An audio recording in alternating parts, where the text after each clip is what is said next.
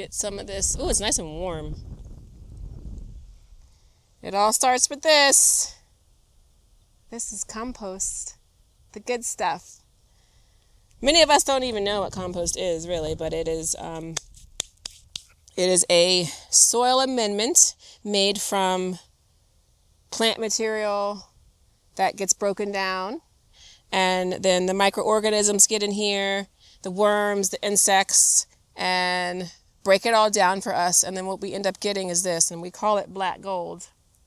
But this is full of fertility and nutrients and organic matter and all the things that the soil needs to use in order to grow really healthy food. And if we look at the difference, now we had a lot of rain, but this is clay. Here in the mid-Atlantic, our soil is considered clay. And look, I can hold it into a ball. So imagine roots trying to grow down into this and getting stuck because there's not enough airflow. Compost, what that does when we mix it together, see if I can do that, it creates air and pockets, and it fluffs up the native soil. It makes it nice and rich. So we're adding fertility to it, air, and it allows roots to then get in there and go deep to mine for the minerals that they need in order to bring up the minerals that we need in our food. So it's all connected, right? The soil has the minerals. We plant our seeds. Those seeds germinate, they grow, and then they mine up all those minerals that we hear are so, beneficial to our well-being as human beings. So I'm sitting on, this is about 20 yards of soil. Eventually I will be working in 80 yards of soil into this plot here. Today I met with a landscaping company. Now they do normal landscaping, but I worked with them on a job last year that they did some really good work on a farm property that I was working on. So I had them come out and kind of survey how to most efficiently get this ready for production. So they're going to come in with a really large machine, a tiller, to just get all of the field tilled up, all of this to like a baseline. Then I'm going to set my pathways running north and south and then east and west to cut up this section into like a four production blocks. 1, 2, 3, 4. Once that's set, I'm going to put some wood chips down to set my paths, and then we're going to go into each individual block and shape my beds. The beds will be about 50 to 60 feet long, about 30 inches wide, and depending on, like, once I get my pathways in there, I'll know how many rows I can get, making sure that I run my rows east and west. This is going east and west. This is north and south, north, south. So I will have a path running north and south, a path running east and west, and then all of my rows will run east and west along what we call the contour line of this hill. And that allows for me to have beds that catch water running down the slope, as opposed to if I were running them north and south, the water's just going to rush all the way down through the beds and potentially wash out. So I'm trying to catch that by running them the opposite way, perpendicular to the way the water flows down. And so then, like, I'm trying to figure out where I want my entrance way to be. At first I thought I would have it kind of be here, but I think it makes more sense based on where my paths are going that I start the entrance up there. And eventually this will be a road down here, which I can't wait for, but I'm going to run a pollinator hedgerow down this western border. And that will do a couple of things. It will also help to catch water. It'll allow me to create what I call a wind break. And it's definitely windy out here. There's not a lot of trees to catch or to kind of block wind. So once everything's out here and growing, wind can be one of the biggest things that will dry out your plants in a heartbeat. It makes them very thirsty.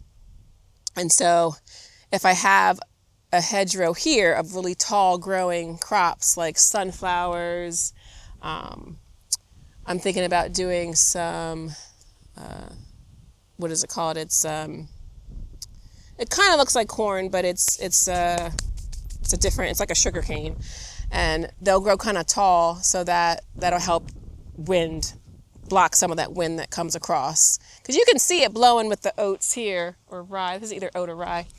But the way the wind, it can totally like knock over your plants if there's not anything blocking them. So that's a plan there to do that. And it'll be pretty as people walk down. They'll have nice interest to look at. And then across, going from west over to the east side at the top is where I want to put the raspberries. And that'll take some time for them to grow in, but eventually they'll be there and they get pretty tall. And that'll be a nice wind catch there. And then on this side, I'm going to probably keep that open and just run a nice wood chip path there so that I can expand over into the next quarter block next season very easily. So that makes me kind of think, where do I really want to put my shed?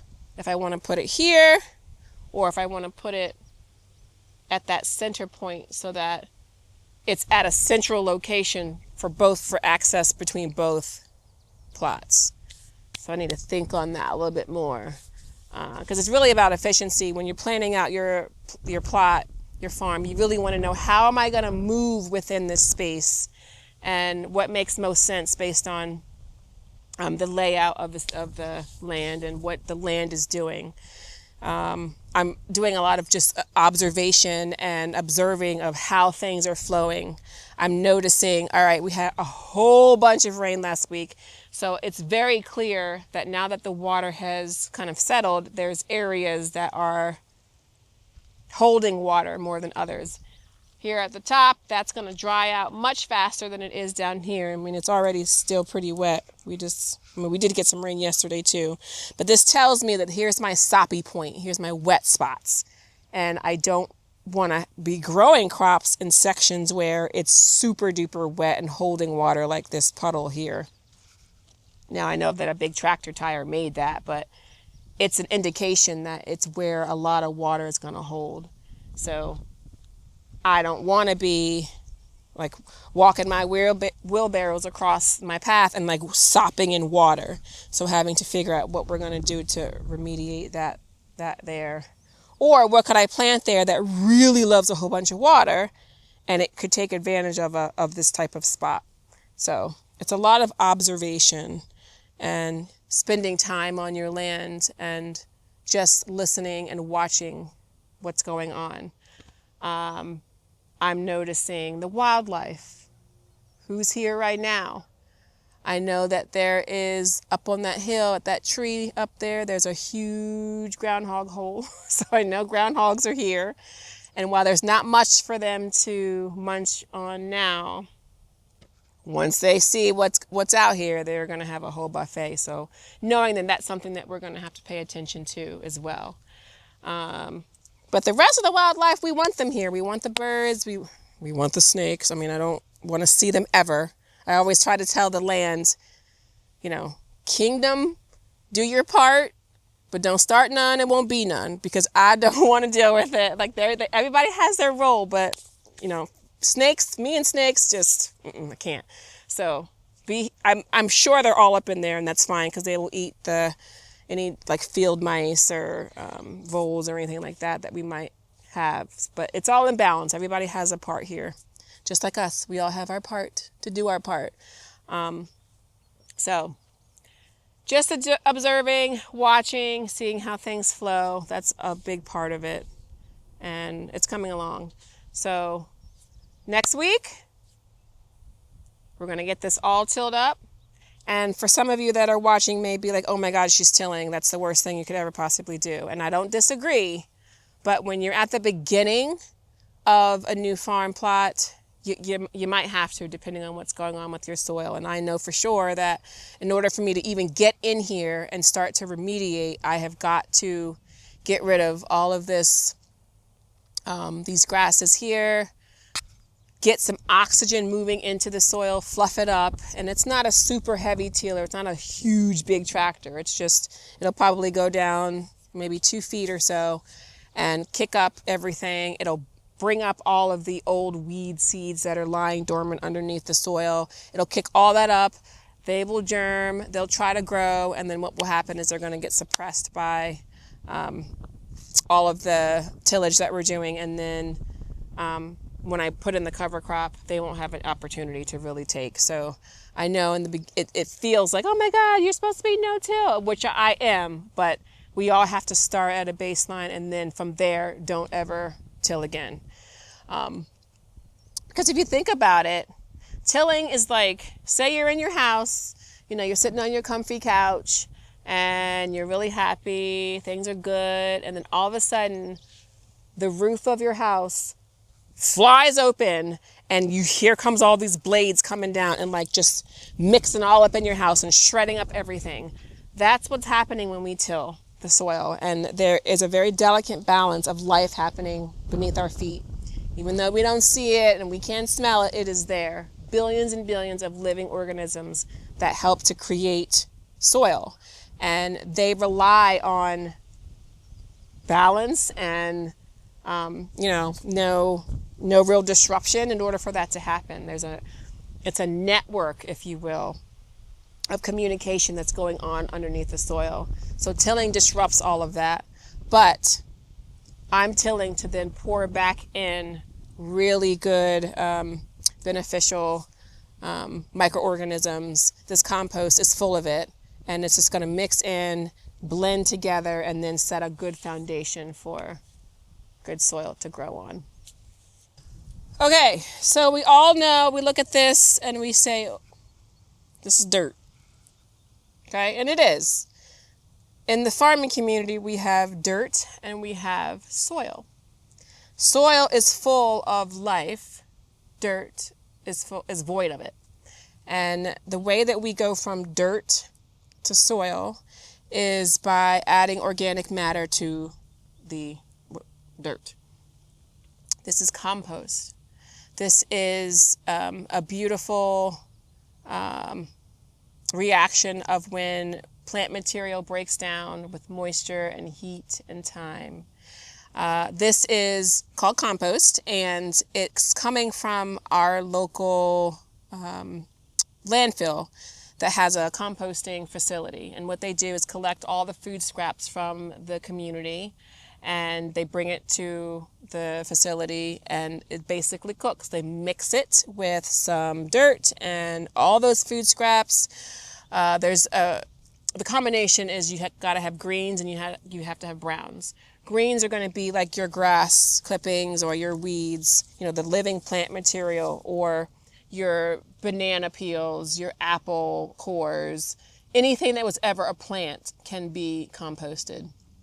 So that gets collected, and then it gets mixed in with browns, which are like the dead material, like your tree bark or newspaper, leaves. I use a lot of leaves at home. They make great browns for compost. So all that gets mixed together, and once it cooks at a specific temperature for a period of time, it becomes compost. And this is what we call black gold.